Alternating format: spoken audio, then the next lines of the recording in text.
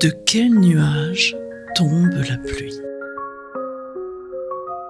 Derrière ce titre poétique se cache une histoire profonde, celle de 3 femmes, mais aussi celle d'une autrice qui a puisé dans ses émotions les plus intimes pour nous offrir un roman bouleversant.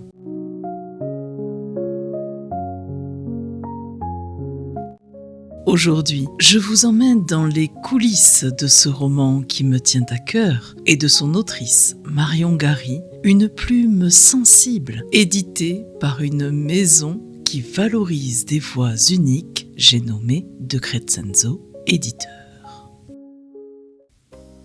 Et si vous ne connaissez pas encore ce livre, si vous n'avez pas lu l'histoire, eh bien pas d'inquiétude, car vous allez tout de même pouvoir vous identifier aux personnages, au thème de ce roman, parce qu'il nous concerne tous.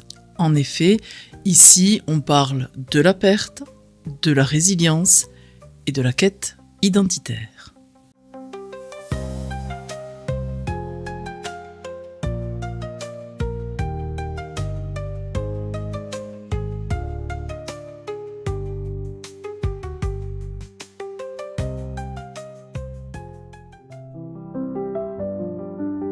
La perte est présente sous diverses formes. Fatalement, on pense tout de suite à la perte d'un proche qui nous est cher. Mais la perte, ce n'est pas que cela. C'est aussi perdre ses repères, perdre une partie de soi lorsque l'on s'oublie. Nous avons tous, à un moment de notre vie, été confrontés à ce sentiment de vide. Et c'est exactement ce qui arrive à Billol, Camélia et Émilie, les 3 héroïnes de ce roman.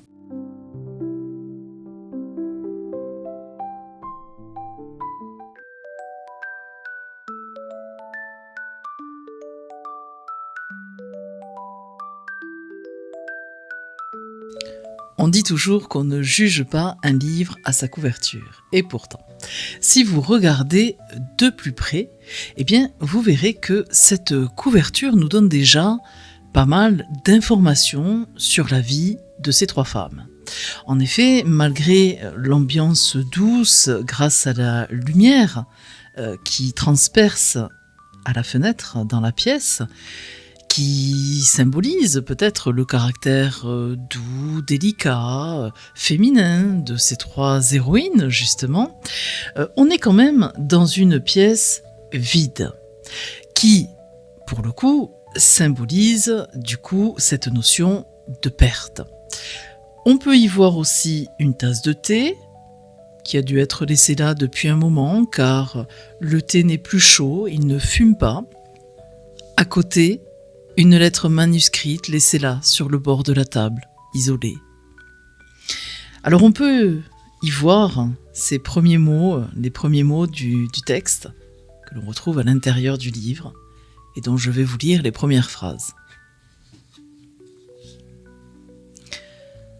Ma très chère Émilie, en 1984, un an après ta naissance, je retourne pour la première fois en Corée du Sud. J'attendais avec impatience ce voyage, non pour mon mariage, mais pour revoir ma patrie. Et ce morceau de texte nous ouvre sur un autre thème qui est celui de l'exil, que l'on peut également rattacher à la perte de son pays, la perte de ses racines.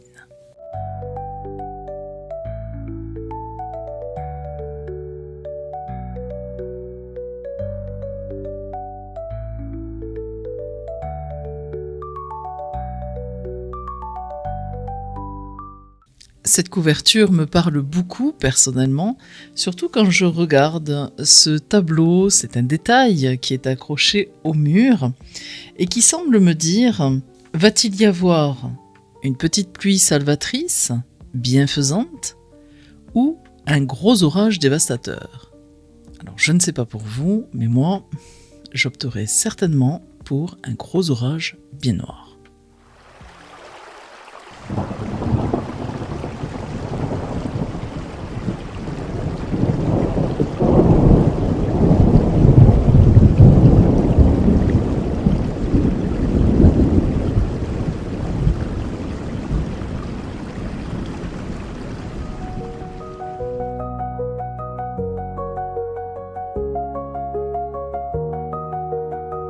Et en effet, cette question ouverte du titre, presque philosophique, de quel nuage tombe la pluie, nous parle de l'origine des événements qui marquent nos vies.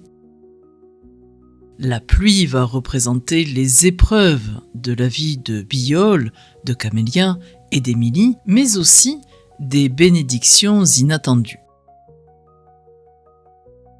Le nuage, quant à lui, est un symbole plus mystérieux, incertain et qui reste hors de leur contrôle.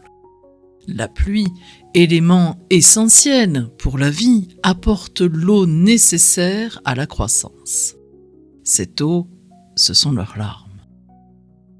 Nous avons une dualité qui reflète parfaitement les thématiques du roman, la perte et la résilience, l'ombre et la lumière.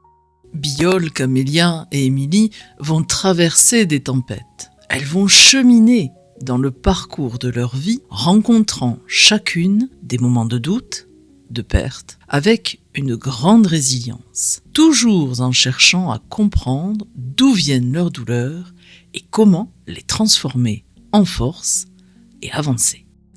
Progressivement, ces trois femmes, ces trois héroïnes vont découvrir tout au fil du roman, de l'histoire, eh bien, les liens qui vont les unir entre elles, qui vont les relier. Un petit peu comme les nuages épars dans le ciel, poussés par le vent et qui vont se regrouper. Mais finalement, ces femmes, qui sont-elles ?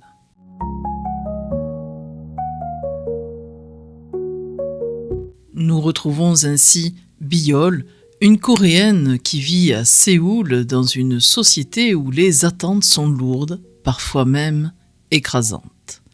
C'est une femme sensible et silencieuse qui semble porter le poids des traditions sur ses épaules. Derrière son apparente soumission se cache une âme rêveuse. Autrefois tournée vers les sommets, guidée par un idéal qu'elle cherche encore à atteindre, Billol incarne cette dualité entre ce que l'on attend de nous et ce que l'on désire au plus profond de soi. Comment trouver sa place quand les attentes des autres étouffent nos propres désirs ?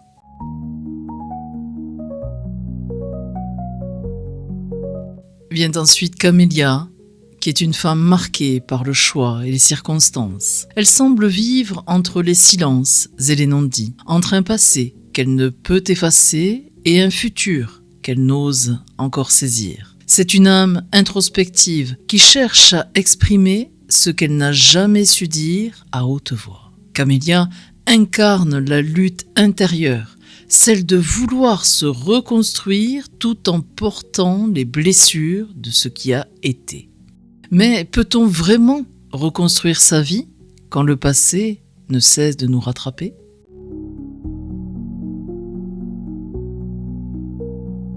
Enfin, Émilie est une jeune femme en quête de sens, une chercheuse d'identité, dans un monde où tout semble lui échapper. Elle avance, parfois hésitante, mais toujours avec une force intérieure qui la pousse à comprendre qui elle est et d'où elle vient. Émilie incarne l'écho de ces questions que nous portons tous. Qu'est-ce qui nous définit ? Comment trouver sa place quand on ignore d'où l'on vient ? Et si, pour avancer, il fallait d'abord se réconcilier avec ses racines.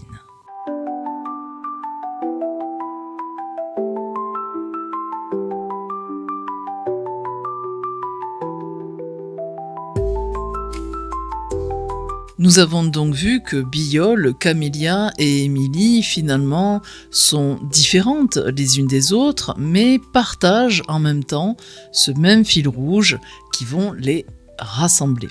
Ce sont des exploratrices finalement de leur propre vie, en quête d'elles-mêmes. Elles vont parler des émotions, mais qui résonnent dans chacun d'entre nous, la perte, l'espoir et la résilience. À travers leur voix, l'autrice Marion Gary nous invite à écouter nos propres silences, à chercher nos réponses et à trouver aussi bien sûr ce qui nous ancre.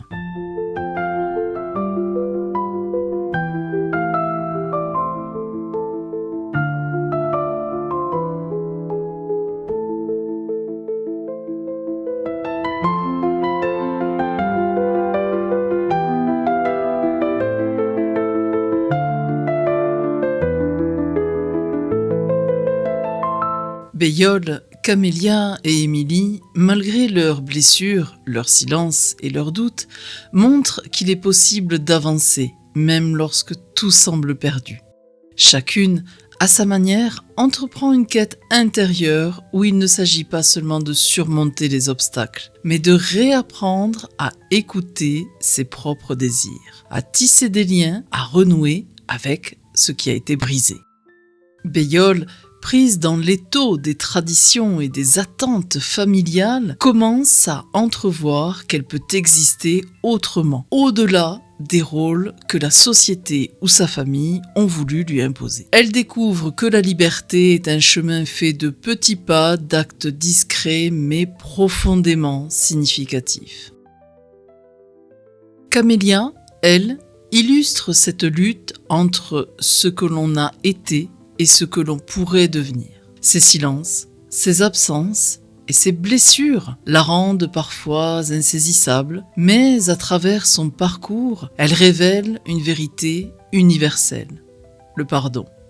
Qu'il soit destiné aux autres ou à soi-même, le pardon est une clé essentielle pour avancer.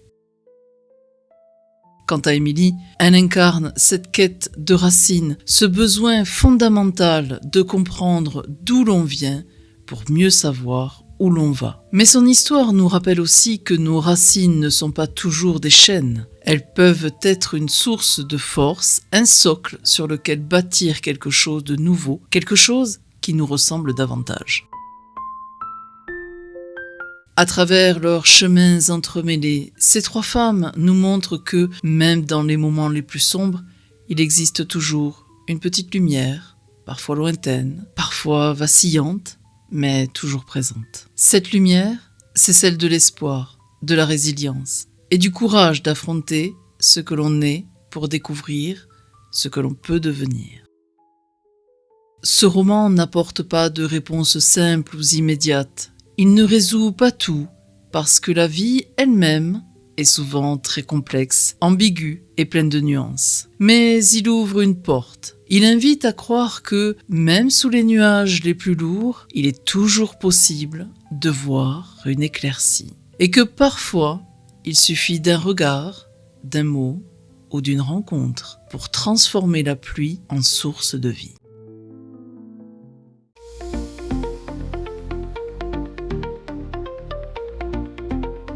Et voilà, nous arrivons à la fin de l'exploration de ce magnifique ouvrage avec sa profondeur et sa sensibilité qui m'a offert bien plus qu'une simple lecture. C'est un véritable voyage à travers les émotions et des questionnements universels. Béiol, Camélia, Émilie, trois femmes, trois voix et autant de reflets de nos propres vies. Au-delà des personnages, il y a aussi l'écriture unique de Marion Garry, cette plume qui sait mêler l'intime et l'universel. Si cette vidéo vous a donné envie de plonger dans ce roman, je vous invite à me le dire en commentaire. Qu'est-ce qui vous a le plus intrigué? Les thèmes peut-être? Les héroïnes? Le mystère du titre? J'aimerais beaucoup avoir votre ressenti. Merci vraiment d'avoir partagé ce moment avec moi, d'avoir été là, ensemble. Continuons d'explorer des mondes que les livres nous offrent. Je vous dis à très bientôt pour un nouveau voyage, une nouvelle aventure, toujours à travers les mots.